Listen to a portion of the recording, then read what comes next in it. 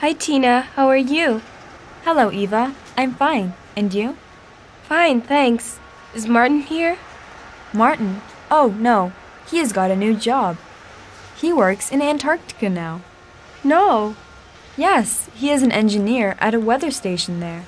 Wow, does he like it? Yes and no. He doesn't like the job very much. The people on the weather station all work 6 days a week. But they have 3 months off a year, and the salary is good.